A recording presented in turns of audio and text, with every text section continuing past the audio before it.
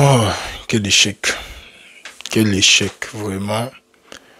À son point, je me dis que c'est mieux qu'Atlético vienne gagner la Ligue ainsi, qu'on quitte derrière et qu'on passe à autre chose. Parce que la saison-ci, personne n'allait de vouloir gagner. Personne n'allait de vouloir savoir ce qu'il veut.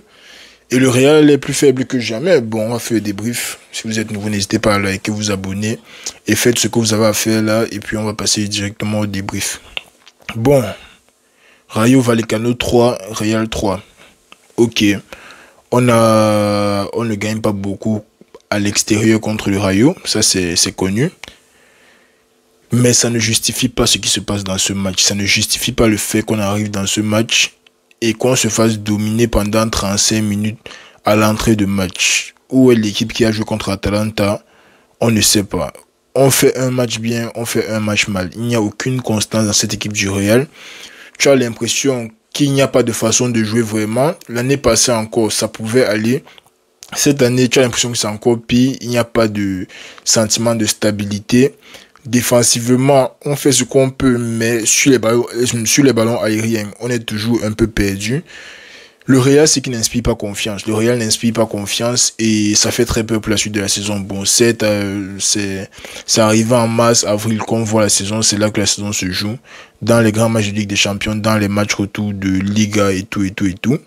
Mais j'ai une stat l'autre jour qui est très effrayante. Le Barça, malgré tout ce qu'ils foutent là, ils ont déjà joué 11 matchs à l'extérieur et 6 matchs à domicile en Liga.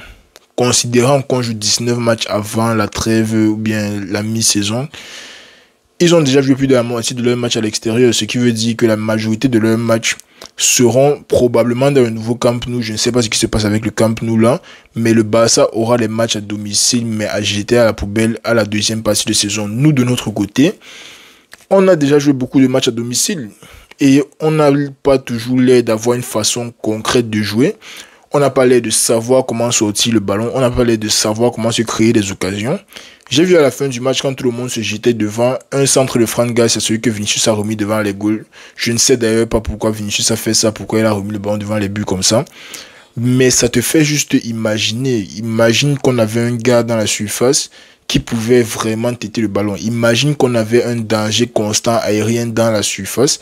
On allait peut-être pouvoir étendre plus nos options. Mais là, quand tu vois notre effectif, on se retrouve avec une bande de mini-pousses littéralement dans l'axe. Les joueurs qui savent seulement jouer le ballon au pied ou bien les passes en l'air qui vont finir par amortir et tirer. Ça vaut pas la peine. Ça vaut pas la peine. Voilà les moments forts du match. Tu vois, le Rayo nous a littéralement baladé honnêtement. On a bien fait, on a essayé de revenir dans le match. On a commencé à jouer un peu, mais niveau production toujours, on ne s'en sort pas. Je ne sais pas ce qui manque à l'équipe du Real. Je ne sais pas si c'est un joueur assez dynamique au milieu de terrain parce que Bellingham, je l'aime beaucoup. Très offensif. Pour moi, le meilleur joueur au monde en ce moment. Mais je pense qu'il ne connecte pas assez les différentes parties de l'attaque. Parce qu'en fin de compte, un 10, son travail, c'est connecter les différents joueurs entre le milieu et l'attaque. Je ne pense pas que Bellingham fait ça assez bien. Je ne sais pas ce qu'il nous faut. Il y a eu une action là, on a vu Rodrigo faire une, deux. Il se déplaçait bien, il laissait le ballon passer et tout. Ça a mené à une action promettante. Mais à part ça, vraiment, le Real niveau construction, on n'y est pas. Niveau création d'espace, on n'y est pas. On joue constamment contre les blocs bas, mais on ne sait pas s'y prendre. Et bizarrement, on joue contre les blocs bas, mais on se fait quand même dominer. C'est incompréhensible. Je ne sais pas ce qui se passe avec l'équipe du Real, mais cette saison, ça n'inspire vraiment pas confiance. J'ai abandonné le fait qu'on va chasser Ancelotti. Ancelotti, il a l'air d'être là pour rester. On va pas... J'ai envie que les choses changent, mais après, Ancelotti, c'est le cœur, c'est tout ça. Mais bon, bref, au Real, on n'est pas là pour le cœur.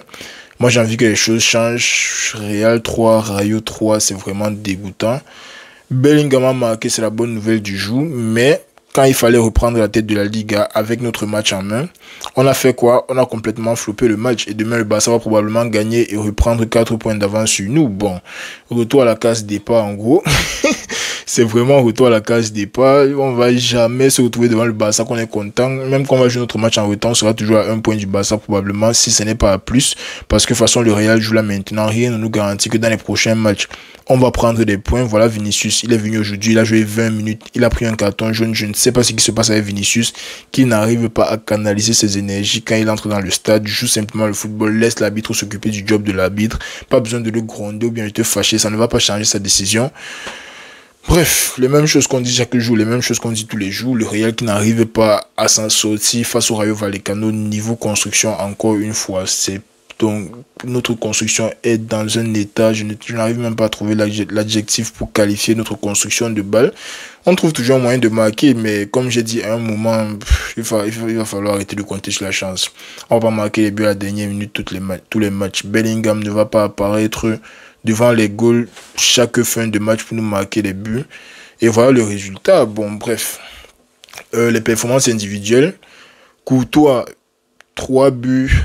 Il ne pouvait rien faire. Même sur le troisième but, ça a touché son pied. Mais regarde le ballon, regarde la défense. Rien ne va, rien ne va. Défense centrale, Rudiger. Très bizarre le match-ci. Tchouaméni aussi, ça ne vaut pas la peine. Tchouaméni, un bon match, un mauvais match. C'est un peu comme ça avec la plupart des joueurs. Un bon match, un mauvais match. On n'arrive pas à trouver le juste milieu. Lucas Vazquez, rien. Donc, si je connaissais tous les joueurs de Rayo Vallecano, j'allais faire leur performance à eux. Parce que honnêtement, de notre côté, il n'y a vraiment rien de bon à dire. Il n'y a vraiment rien de bon à dire. Je vais parler de Rodrigo vite fait. Rodrigo, moi, je trouve qu'il a fait un match acceptable pour un retour de blessure. Je pense qu'il a fait un match acceptable.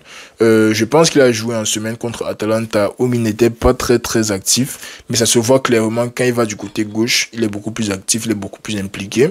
Mais à part lui, honnêtement, le reste de l'équipe, ils étaient juste en vie. Ils étaient juste là, ils couraient sur le stade. Fran Garcia, défensivement, ce n'est vraiment pas rassurant.